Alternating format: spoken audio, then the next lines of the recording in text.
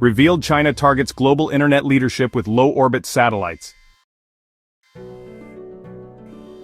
Starlink already dominates low Earth orbit with thousands of satellites, connecting more than 100 countries. But now, China is racing to build its own massive satellite internet constellations, aiming to reshape global connectivity by the year 2030. With government-backed projects, ambitious private plans, and new policies pushing for innovation, Beijing wants to rival SpaceX's model. But there's a catch. Launch costs and technology gaps could slow everything down. China's entry into satellite broadband is not just one project, but several, each with unique backers and targets. The most advanced so far is Qianfan, also called Spacesail, run by Shanghai Spacecom Satellite Technology.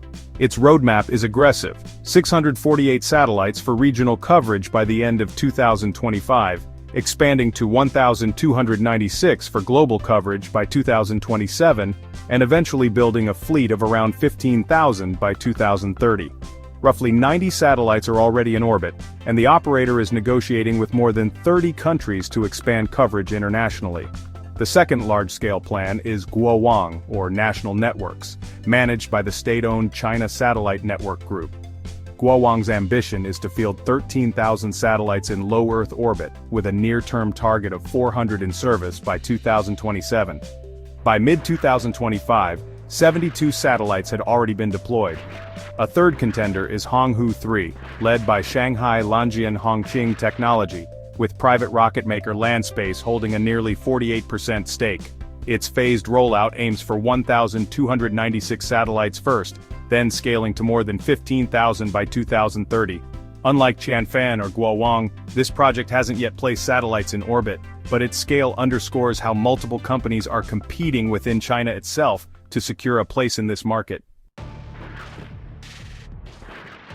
So, Starlink's rapid expansion is powered by reusable rockets. SpaceX's Falcon 9 and Falcon Heavy boosters can be launched, recovered, and flown again, cutting costs dramatically. In October 2024, SpaceX even used its Chopsticks launch tower to catch a returning Super Heavy booster, proving a new level of reusability. The result? Launch costs fell to around $2,700 to $3,000 per kilogram, and with Starship SpaceX projects a drop to as low as $13 to $32 per kilogram. That's game-changing for building massive satellite fleets. China, however, still depends mainly on expendable rockets. The Long March 8A, its current workhorse, is a single-use vehicle.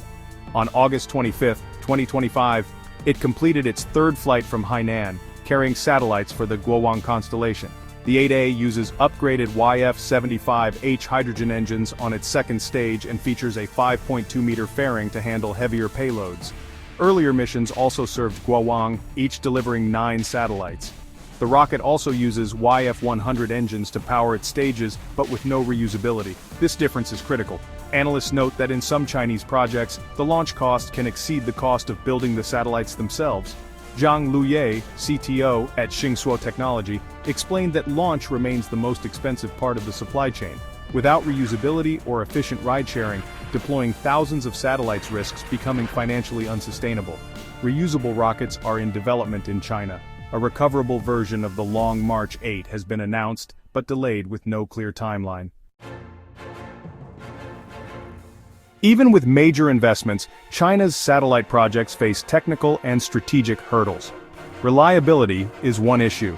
Reports suggest that Qianfan's early launches saw some satellites fail to maintain orbit properly.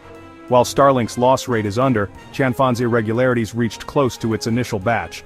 This might sound minor, but scaling to thousands of satellites magnifies the problem, and failed units add to the risk of space debris.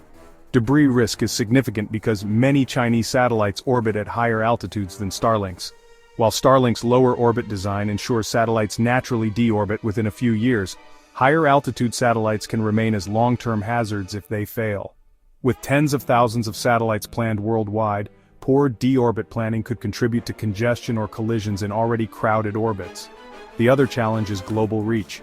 While Starlink serves customers in more than 100 countries, China has secured only limited international agreements so far, Brazil in late 2024 and Malaysia in early 2025. Beyond those, international adoption has been slow. Without strong partnerships, even a massive constellation risks being underused outside China's domestic market. Still, China is tying these projects to broader technological goals. MIIT's directive emphasized integrating satellite broadband with 5G, 6G, and artificial intelligence. If you enjoyed this video, don't forget to like, share, and don't forget to leave a comment below. Thank you for watching and see you next time.